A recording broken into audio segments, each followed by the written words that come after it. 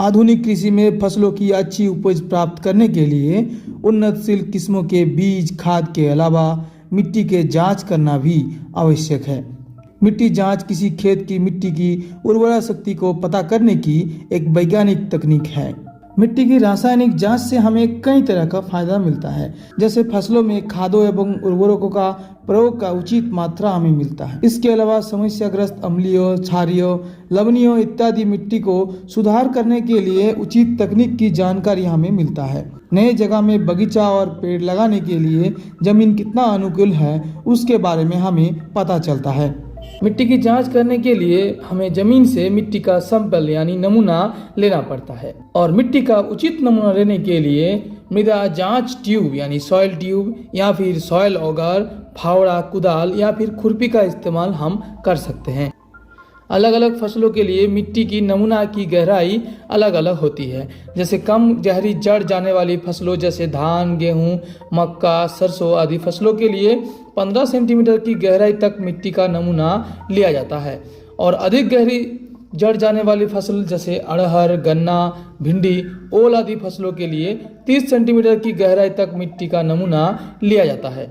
इसके साथ साथ बाग बगीचे तथा वृक्ष के लिए 1 से 1.5 मीटर की गहराई तक मिट्टी का नमूना लिया जाता है।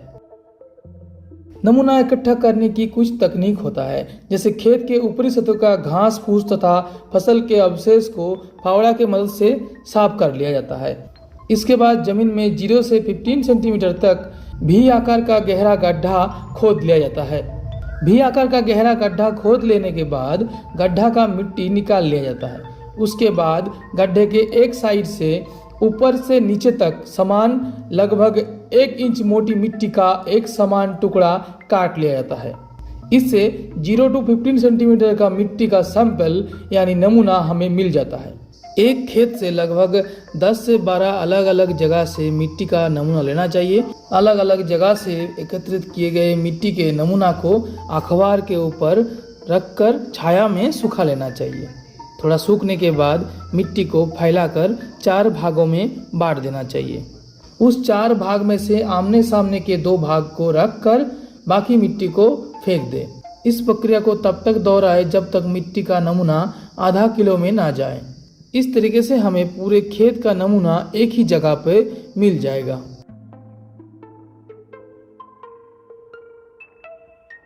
सैंपल यानी नमूना लेने के बाद उसमें लेबल या फिर आइडेंटिफाइंग टैग लगाना बहुत जरूरी है। लेबल के लिए हम एल्यूमिनियम टैग का इस्तेमाल कर सकते हैं।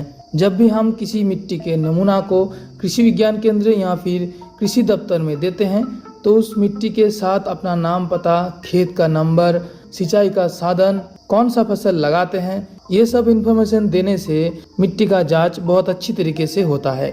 नॉर्मली हर एक किसान को कम से कम 3 से 4 वर्ष के अंतराल में अपने खेतों की मिट्टी की जांच कम से कम एक बार जरूर कराना चाहिए। जिस जमीन में ज़्यादा रोग आता है, जिसमें समस्या ज़्यादा है, उनमें लगातार जांच कराना जरूरी होता है। इससे किसान को आने वाला कई सारा समस्या कम हो सकता है और खेती में उनका होने वाला खर्चा भी कम हो सकता है। मिलते हैं दोस्तों एक नए वीडियो में किसी नए जानकारी के साथ।